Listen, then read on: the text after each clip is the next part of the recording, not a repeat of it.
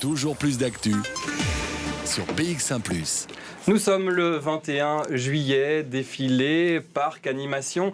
C'est un peu chamboulé cette année le programme de cette fête nationale. Le défilé est amoindri, Sabine Ringelheim. Alors, qu'est-ce qu'on va pouvoir voir et qu'est-ce qu'on ne verra pas ? Eh oui, Cyprien, 21 juillet, sous le signe très clairement de la sobriété. Et il faut dire que l'heure n'est pas à la fête au lendemain d'une journée de deuil national en hommage aux victimes des inondations. Et alors que des milliers de Wallons en subissent toujours les conséquences dramatiques. Le défilé, donc, commencera bien à 14h, mais dans une version simplifiée. Côté militaire, pas d'hélicoptère. Une partie des composantes terre et médicales à l'œuvre sur les zones sinistrées seront absentes également. Et côté civil, les troupes à pied seront nettement moins fournies. Si les cadets de la zone de police Bruxelles-Capitale XL seront bien là, ce ne sera pas le cas, par exemple, des pompiers, contrairement aux années précédentes. C'est ce qu'explique Éric Labourdette du SLFP, le syndicat libéral, aussi AMU. Cette année-ci, on n'y participera pas. D'après les renseignements que j'ai eus ce matin du cabinet de Madame la ministre de l'Intérieur, il y aura une seule autopompe de la zone fortement touchée, Vest-Grogno-Plateau, donc Spa-Verviers, qui participera au défilé avec 2 hommes. Même les cadets ne défileront pas non plus. D'habitude, les cadets sapeurs-pompiers défilent également. Cette année, ce sera vraiment un défilé light. Ce que les autorités politiques veulent faire, c'est réduire le caractère festif, ne pas trop traîner en longueur. Et puis également, il faut préciser que nous avons encore beaucoup d'agents sur le terrain. Bruxelles est notamment en renfort dans la zone de Liège.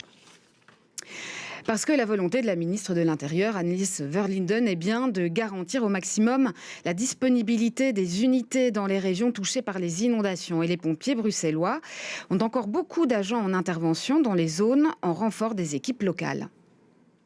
Chaque jour, 10 hommes partent de Bruxelles pour aller à Liège. Depuis le début de ces inondations, le 15-16 juillet, chaque jour, on envoie 10 hommes et 2-3 véhicules. On envoie des groupes électrogènes. On a des gros groupes électrogènes sur remorque également, qui nous servent en cas de panne d'électricité en secours. On les envoie dans les zones aussi qui sont touchées où il n'y a toujours pas d'électricité. Donc, ça peut varier d'un jour à l'autre du type de véhicule qu'on a besoin dans telle ou telle zone. On envoie en général tous les jours 2, 3, 4, 5 véhicules et dont, je dis bien, la spécificité dépend des besoins en fonction des zones qu'on doit aller aider. Au début, on a été dans la zone en Brabant flamand, zone Vlaams-Brabant-Ouest, juste à côté de Bruxelles. On a été une journée dans la province du Luxembourg également. Et depuis le début, donc depuis le 15-16 juillet, chaque jour, on envoie une dizaine d'hommes et quelques camions sur Liège, principalement pour aider à des missions de pompage. On continue à vider les caves et compagnie. Voilà, et je vous dis, ces renforts sont prévus jusqu'encore fin de la semaine. Donc, c'est un travail conséquent.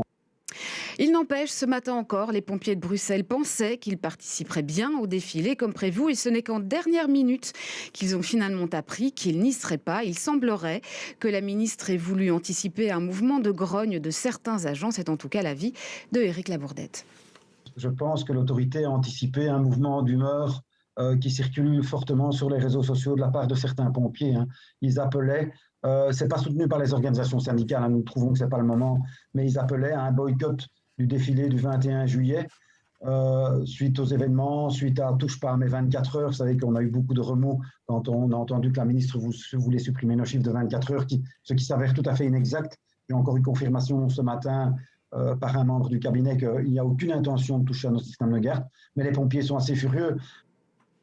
Donc voilà, un mouvement de grogne, mais qui finalement n'a pas été lui-même à l'origine de la non-participation des pompiers. Il s'agit bien d'une décision de la ministre de l'Intérieur. Et donc, je vous rappelle, Cyprien, le défilé commencera bien comme prévu à 14h.